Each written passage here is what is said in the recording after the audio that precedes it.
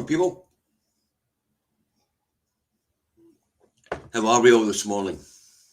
Nice to see you all there in the comments. I was feeling a little low this morning till I put the comments up and seen our community all greeting each other warmly. And that's always a great thing to see. That lifts my heart, my spirits. All right. So, it was a bit grumpy. Nothing new for me. But feeling much better now, thanks to you guys. Let's have a wee look and see who's in. See wee Bird's in. Neil McDonald's in. June's in. Last Braveheart's in. Christina, good morning, Christina, my dear. Good morning, Neil McLean. Good morning, Eddie Wilfie. Morning, Alistair. Morning, Duncan. Morning, Lorna. Morning, Hootsman, again. Morning, Stephen Bank here. Morning, wee Bird. Morning, Desiree. Morning, June. Roslyn. Who else we got? See Scott's there. The other Davies there. June's there. Getting dealt off with Alistair for putting kisses to everybody. Apparently, you need to use lips. June. YouTube don't like X's at the end of sentences for some reason. Morning, George. Right, I think we'll go, everybody, so far. Morning, Ange. Sitting at the back again, are you? Right, hi, Martin, the Hibby. And I think the other Martin was there and all this morning, Mark Williamson. Good morning, John. James. Hi, Martin's there. The other one. Good morning, Robert McInnes. How are we today? Right. Numbers are climbing nicely, so let's get this one underway. Milligan, behave yourself. You've been putting time out. Morning, William. How goes it, my old friend? Right, let's get this underway. It's Indy Truck Davey at the truck, not home in his office in Salisbury, North Lanarkshire, where it is 14 degrees. It's a beautiful morning, although it does say on my weather centre, partly sunny. The high today will be 16 degrees, wind speeds 14 to 27 kilometres per hour, or 9 to 17 miles per hour if you want to go in all money. Humidity is at 88%, that one's for Mulligan, and the pollen count's low, main, Argent is grass. Now that's how the weather is here in Salisbury, North Lanarkshire. If you want to know the weather's like where you are, look out your own bloody windy. Maybe drop a wee comment in the comment box to let me know how it is. Anyway, first up this morning, we've got the Eye. These headlines should have been making me smile, but they're no. Where are we? 1, 2, 3, 4. Here we go. First up, the Eye. And the Eye has Starmer fights for his future as Mandelson row deepens and key aide resigns. It also goes on to say there's no much chance of Andy Burnham taking our film, but he is in notice from his party. And of course, his political strategist quit because he had been putting out sexually explicit messages about Diane Abbott, of all people. You know, Diane's a lovely woman, but doesn't float my boat. Unbelievable. We'll get more of that as we go through. Let's get short of that. Next up, the Times. What's the Times got for us this morning? They say these headlines should be making me laugh, but they'll know. Mandelson emails add to pressure on Starmer, sorry. And it's got leadership questions grow as Trump flies in. And third senior figure to quit in 10 days. Well, actually, only 2 of them quit. The third one, Mr. Mandelson, was sacked. But hey, don't expect the tooth for the papers. Oh, you guys have cheered me up. Now these headlines are starting to make me smile. Yeah, okay. Right, after that, we've got the really, really mental loony rag. And I mean mental loony rag.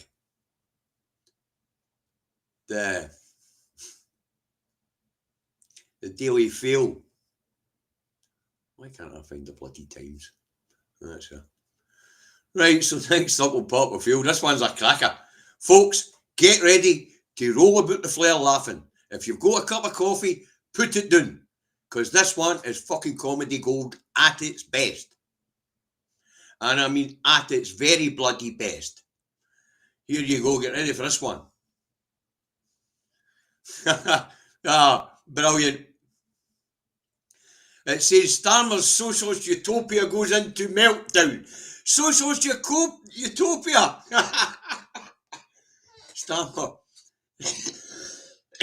Starmer might be named after a fucking socialist, but he's never even seen one and has no idea what one is.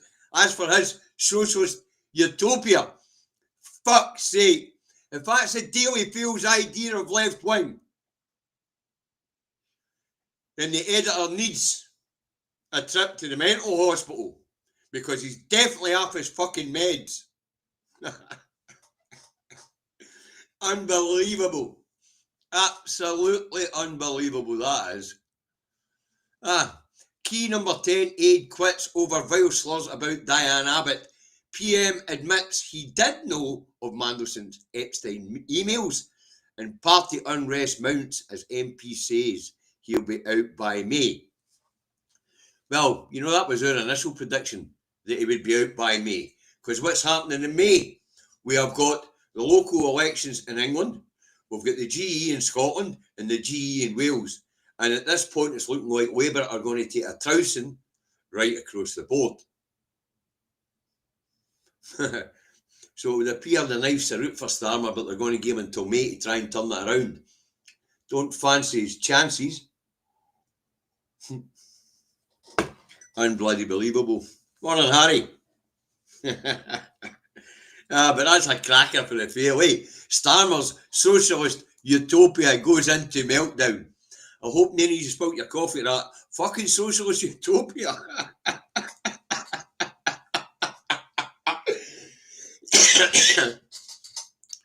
This particular incarnation of the Labour Party is so far to the right that it's the Tory party with a red rosette, for fuck's sake.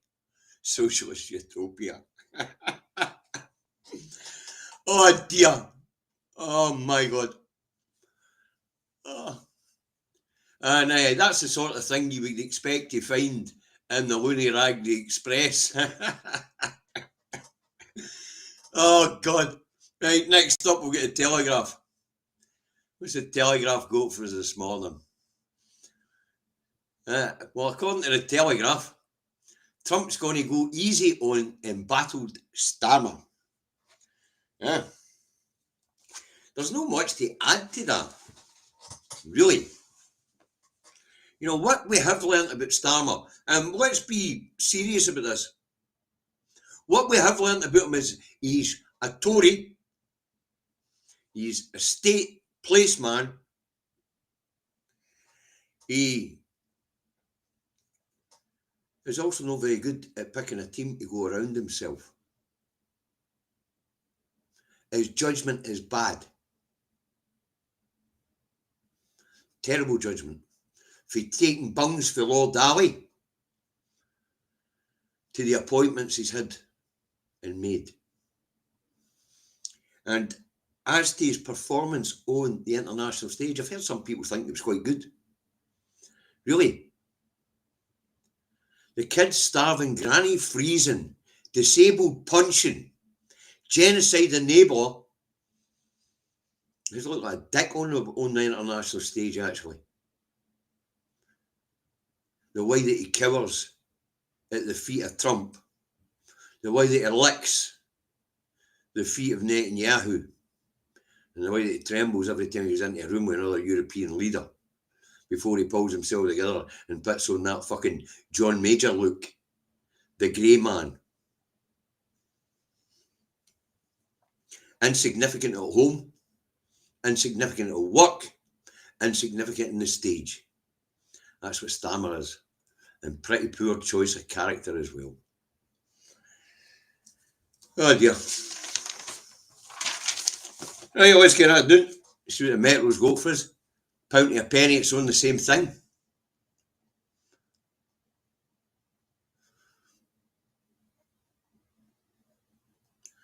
And the Metro has.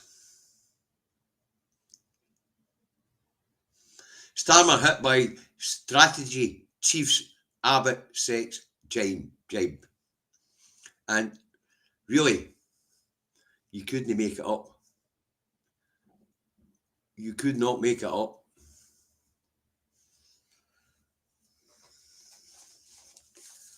Oh, dearie. And rebels talk of change after third exit in days. Shocks Labour MPs. So, it's take its on a sugary nail. Of that we can be sure. One of early chaos. Now look, indeed. And it looks like his administration is in tatters. And everything they've tried to do so far, they've achieved fuck all. The workers' rights bill's not been passed in the year. It was supposed to be passed right away. There's been no rent controls. They haven't taken the utilities back into public hands. What they have done is retain the two-child cap, thrown another 250,000 children into fucking poverty, tried to punch down on the fucking disabled, tried to punch down on the fucking pensioners. So to be square and fair, since this Labour administration came to power, all they've managed to do is create more poverty, kill more grannies, starve more fucking children, terrify the disabled, and enable a fucking genocide. This Labour government is a fucking disaster. An absolute disaster. And because of the behaviour of the West folks, there's one headline that's no there today. But if you want to know what that is, jump onto my timeline and look at Mehdi Hassan's fucking post there. The Arab states have declared war on Israel. And that doesn't mean a military war. That means an economic war. And if military is what they need to do, they will. But when you think about the consequences of what came out of Doha yesterday, the West is scrambling like fuck, because if the Arabs decide to take control of the region, they'll flick the switch and turn off oil to the West. And that'll cripple the West. And America's not getting involved in the war in the Middle East because they don't have the fucking money. Trump has weakened the economy to the point where they're knackered.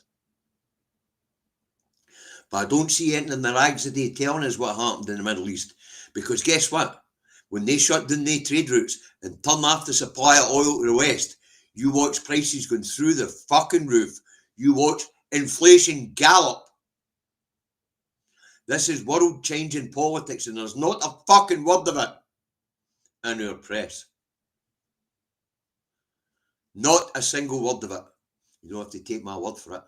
You can look up what happened at Doha yesterday yourselves. You know how to use a search engine. Not a single fucking word on it. And we're talking about world-changing politics here. We're talking a change to the New World Order here. Because these Middle Eastern countries will pick their alliances and they'll cut the West out. And they'll cut the West off.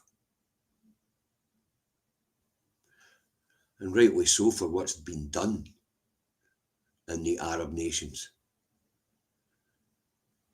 Better hope Mr. Million was right yesterday about these pretty boys in the Ferraris no wanting to get into a fight. No worried about physical war here, folks. I'm more worried about the economic situation and the trade situation. They decide that they don't want to play with the West anymore and we're right in the shite. And as the West is heavily backing Israel, this ain't looking good, folks. But nothing in the papers about it. But Starmer, hit by strategy chief Abbott sex jibe, just shows you the sort of characters he surrounded himself with. Bad judge of character, shite politician, poor leader, and they have enacted not a single fucking policy to benefit the people since they got in power. Not a single one. And as to that workers' rights bill, doesn't look as if it's gone through now either, because that was being championed by Angela Rayner and another, and they've both been fucking shuffled off. Right, let's get rid of the Metro. After the Metro, we have the Guardian. So let's get the Guardian up. No, other end now. He says, and the Guardian tells us, crisis for PM grows as aid quits over lewd remarks about Abbott.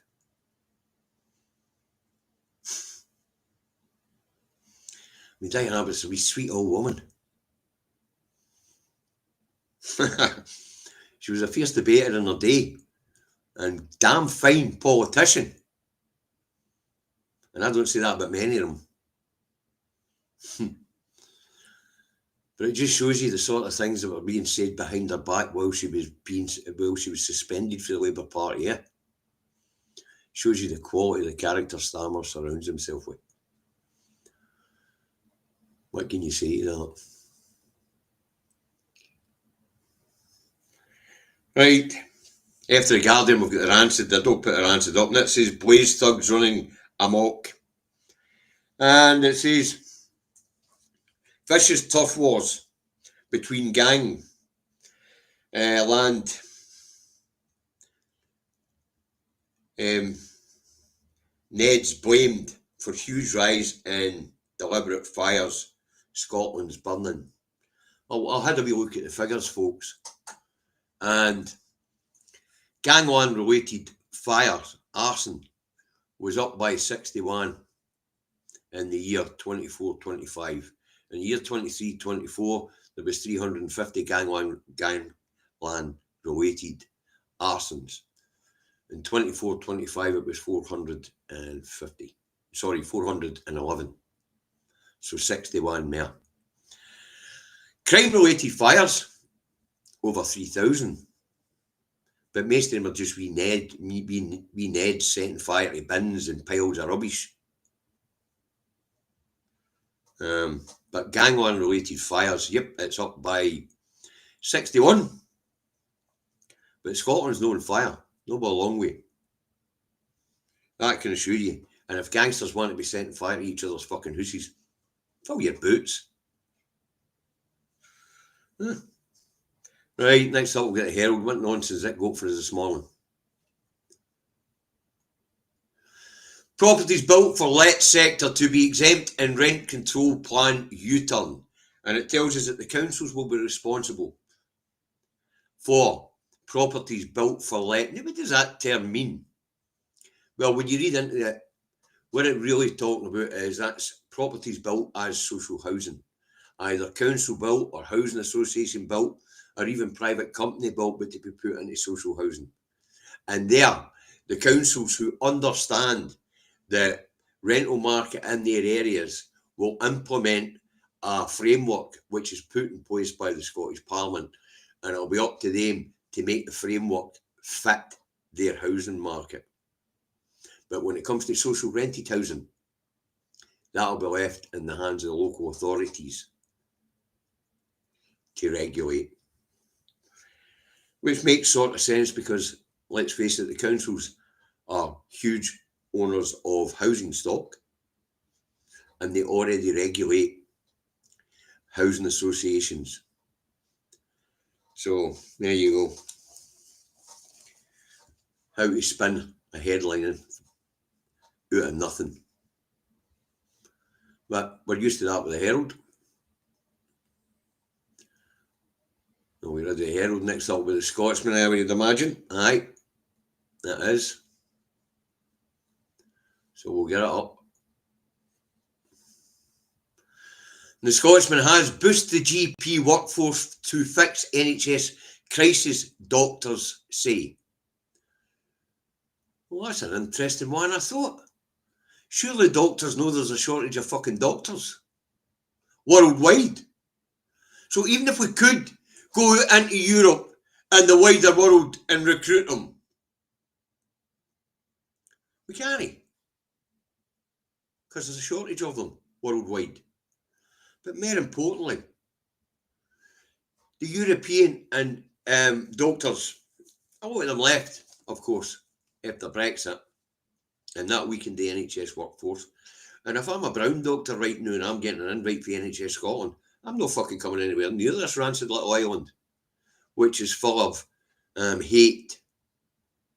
And we have an administration which is full of people other than the brown man, the black man, and anything in between. So,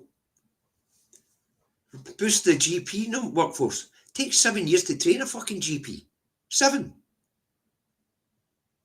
Mental. So doctors can say increase the numbers of us all they want. I hope the doctors have got the answer of where we're going to get them from. Because we can't just nip down the job centre, eh? There's no a big bank of fucking free GPs sitting about doing nothing. Oh dear. Really. Ain't to avoid the Starmer story though, eh? You notice that? In the Scottish Pacific Big Four. No note of Starmer's traumas. None. Not even a fucking byline. You don't need to know this, Jock. You just fucking vote for the union when we tell you. Mental. Right. What we go after that? We've got the Scum. And it tells us that the suspect in the Madeleine McCann saga has been let loose. He's been freed. Oops, got it wrong again. So now they're speculating that it was a paedophile gang that took her to order. The plot thickens. The theories come thick and fast. What this headline actually tells us is they haven't got a fucking clue. None. The guy that was banged up in Germany for the last wee while, by the time they got through their investigation of him, he's off, he's freed. So now they think it was a Belgian paedophile ring. I think they might be looking closer to fucking home. Right, next up we get an Arsenal. What's the national goal for this morning? Scots NHS welcomes first Gazan children. A small step towards restoring some humanity to a catastrophic situation, says Health Secretary. Now, that's the news that the first tranche of traumatised children and their families have arrived in the UK. It's been rumoured there's up to 30 children plus their families being brought in this first tranche. There have been other children brought here, but they've been done through private initiative. Now, what the Health Secretary's telling us is, right, they're here. That's all we're telling you. That's for their safety and sanity. So let's hope the press respect that. Because these people are coming here, they're undernourished. They've been living in a nightmare for 2 fucking years. They've probably watched a lot of their friends and family die. The best thing the press and us can do is wish them well and stay out the fucking road. But one thing we do know is the milk of human kindness has not been flowing into Gaza. And there's a good reason for that, folks.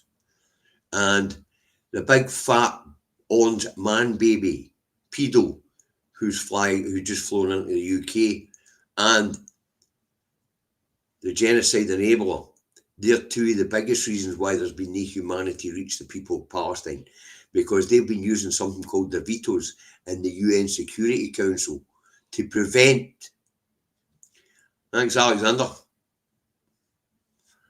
to prevent the international community acting to help the people of Gaza. and to put a stop to Israel's genocide. Between the two of them, they have vetoed every bloody motion. Bar one. I think the Russians vetoed that one for some reason. Right, UK ministers deny that spy flights.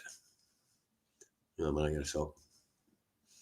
UK ministers deny that spy flights mean they are looking other way when it comes to Israel's atrocities. They deny it. They deny it. Wow. That's the contempt our government has for us. No, just can we track these flights? We know that the information has been given to the Israelis as they drag the people of Gaza City into Rafah, into one big concentration camp. Not just are the UK government aware they're complicit supplying arms, even though they're denying it, and intelligence to the Israelis.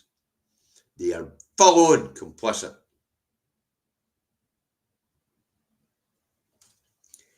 But that's the contempt we are being shown.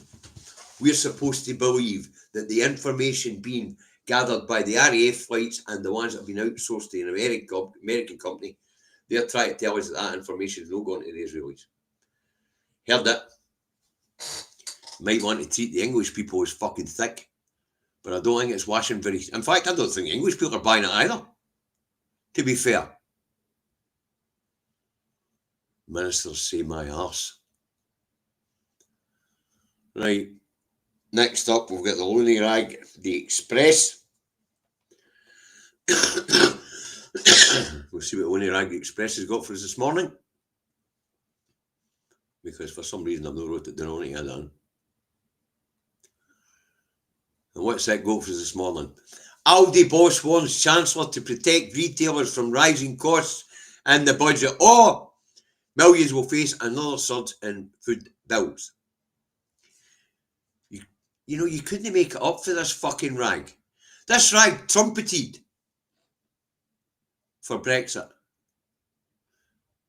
This rag pushed Brexit. So it did. This rag was responsible for making a fair section of the people in England vote against their own fucking interests. And here it is warning of another rise in food bills. If the Arab nations decide, then fucking everything's going to rocket. Never mind food. In fact, they could cripple the West just by clicking their fingers and switching off a switch. And just shut the pipelines down of oil and gas to the West. Shut down the trade routes through the Middle East and watch the costs spiral. And I mean spiral. Oh dear.